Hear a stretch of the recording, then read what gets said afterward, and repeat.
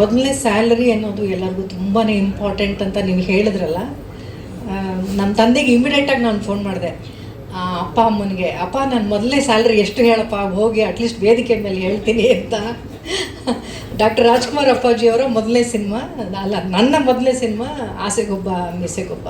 ನಾನು ತಂಗಿ ಕ್ಯಾರೆಕ್ಟರ್ ಮಾಡಿದ್ದೆ.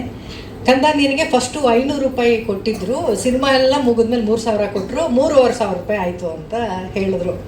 ಸೊ ನಮ್ಮಪ್ಪ ನನಗೊಂದು ಗೋಲ್ಡ್ ಚೈನ್ ಮಾಡಿ ಗಿಫ್ಟ್ ಮಾಡಿದ್ದು ನನಗೆ ಜ್ಞಾಪಕ ಇತ್ತು. ಅಪ್ಪ ಅವಾಗ ಗೋಲ್ಡ್ ರೇಟ್ ಎಷ್ಟಿತ್ತು ಮತ್ತು ನೀನು ನನಗೆ ಗೋಲ್ಡ್ ಚೈನ್ ಕೊಟ್ಟಿದ್ಯಲ್ಲ ಅಂದೆ.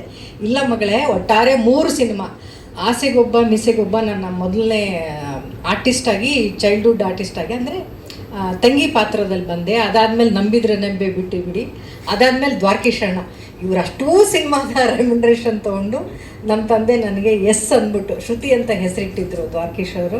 ಆ ಎಸ್ ಅಂದ್ಬಿಟ್ಟು ಒಂದು ಚೈನ್ ಮಾಡಿಸಿಟ್ಟಿದ್ರು. ಈ ಬಿಲೀವ್ ಮಿ ಆರ್ ನಾಟ್, ನನ್ನ ಹತ್ರ ಎಷ್ಟೋ ನಮ್ಮ ತಂದೆ ಒಡವೆ ಕೊಟ್ಟಿರ್ಬೋದು, ಗಿಫ್ಟ್ ಬಂದಿರ್ಬೋದು. ಆ ಮೊದಲನೇ ಸಂಬಳದಲ್ಲಿ ನಾನು ತೊಗೊಂಡಂಥ ಒಡವೆಗೆ ಯಾವುದು ಬೆಲೆನೇ ಕಟ್ಟೋಕ್ಕಾಗಲ್ಲ, ಅಷ್ಟು ಇಂಪಾರ್ಟೆಂಟ್ ಪ್ರತಿಯೊಬ್ಬರ ಜೀವನದಲ್ಲಿ ಅದು. ಪ್ರೊಡಕ್ಷನ್ ಲೈನಲ್ಲಿ 3ನೇ ತಲೆಮಾರು. ನಿಮ್ಮ ತಂದೆ ಸಿನಿಮಾದಲ್ಲಿ ನಾನು ಆ್ಯಕ್ಟ್ ಮಾಡಿದ್ದೀನಿ. ನನಗದು ತುಂಬಾ ಸ್ಪೆಷಲ್. ನಗು ನಗುತ್ತಾ ನಲಿ ಅಂತ. ಯಾಕೆಂದರೆ ಶ್ರುತಿ ಅನ್ನೋ ಸಿನಿಮಾದಲ್ಲಿ ನಾನು ಸುನೀಲ್ ಅವರಿಬ್ಬರೂ ಫ್ರೆಂಡ್ಸಾಗಿ ಆ್ಯಕ್ಟ್ ಮಾಡಿದ್ವಿ. ಫಸ್ಟ್ ಟೈಮ್ ನಮ್ಮಿಬ್ಬರನ್ನ ಪೇರ್ ಅಂತ ಕಲ್ಪಿಸ್ಕೊಂಡಿದ್ದೆ ಆ ಸಿನಿಮಾ ಮೂಲಕ. ನಗು ನಗುತ್ತಾ ನಲಿ ಭಾರ್ಗವ್ ಅವರ ಡೈರೆಕ್ಷನಲ್ಲಿ ತುಂಬ ಒಳ್ಳೆ ಪಾತ್ರ ಕೊಟ್ಟಿದ್ರು ನನಗೆ. ಆ ಸಿನಿಮಾನ ನಾನು ಮರಿಲಾರೆ. ಅವ್ರ ತಂದೆ ನಿರ್ಮಾಪಕರಾಗಿದ್ದರು. ಇವ್ರ ಜೊತೆ ವೆಂಕಟೇಶ್ ಅವರು ಕೂಡ ನಾನು ಎಷ್ಟು ಸಿನಿಮಾಗಳ ಜೊತೆ ಹೀಗೆ ಕೆಲಸ ಮಾಡಿದ್ದೀನಿ. ಮಗ ನಿರ್ದೇಶನ ಆಗೋಕ್ಕೆ ಹೊರಟಿದ್ದಾನೆ. ತುಂಬ ಖುಷಿ ಆಗುತ್ತೆ ಪುಟ್ಟ. ಎಲ್ಲರೂ ಬಂದವರೆಲ್ಲ ಹೀರೋ ಆಗಬೇಕು ಅಂತಾರೆ, ನೀನು ಡೈರೆಕ್ಟರ್ ಆಗಬೇಕು ಅಂತಿದೆಯಾ. All the best. ಆ ಪೊಟೆನ್ಷಿಯಲ್ ಕಾಣ್ತಾ ಇದೆ ನಿನ್ನಲ್ಲಿ. ಒಳ್ಳೆ ಟೀಮ್ಗಳ ಜೊತೆಗೆ ಒಳ್ಳೊಳ್ಳೆ ಪ್ರಯತ್ನ ಮಾಡು.